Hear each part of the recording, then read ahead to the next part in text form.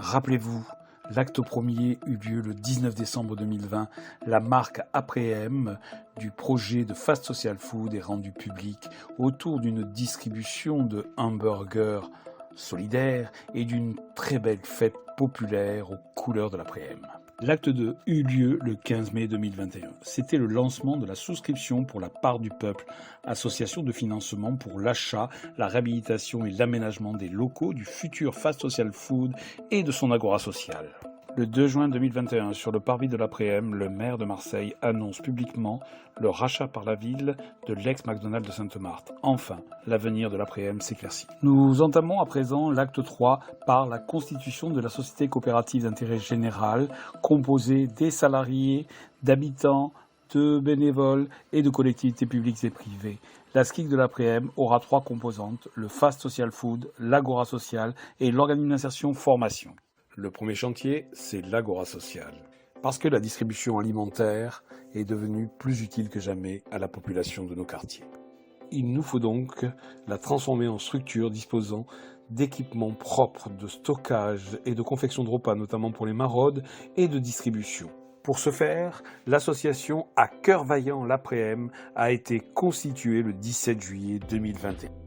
Cette association a pour but d'une part, de rechercher les moyens d'installer l'agora sociale au fond du parking dans des constructions légères, puis de se doter de moyens logistiques et d'obtenir enfin les agréments nécessaires à la poursuite de l'activité.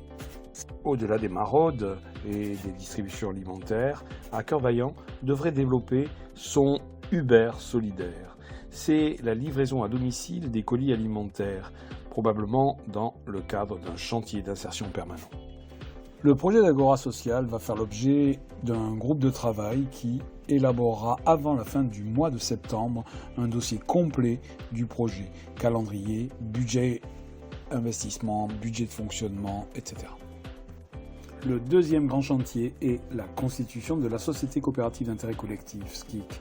Elle doit être créée et en fonctionnement très rapidement, afin de répondre aux nouvelles contraintes liées à l'achat par la ville du site. La ville devrait être propriétaire en fin septembre 2021 et elle doit en conséquence signer un bail provisoire pour régulariser notre situation et nous permettre très vite de réaliser les travaux nécessaires. Pour faire face à l'urgence, nous devons, avant la fin du mois d'août, constituer 4 groupes de travail composés d'anciens salariés, de bénévoles et de 1 ou 2 experts extérieurs. Le premier sera chargé de la rédaction des statuts de la SCIC et des différents contrats nécessaires pour le fonctionnement. Le second sera en charge de l'élaboration du projet de Fast Social Food dans le cadre de la réponse à manifestation d'intérêt de la ville. Le troisième aura pour mission la mise en route provisoire du restaurant uniquement en drive pendant la période transitoire. Quant au quatrième, il sera, lui, chargé de construire un programme d'insertion et de formation, notamment avec les agréments, le partenariat et les financements.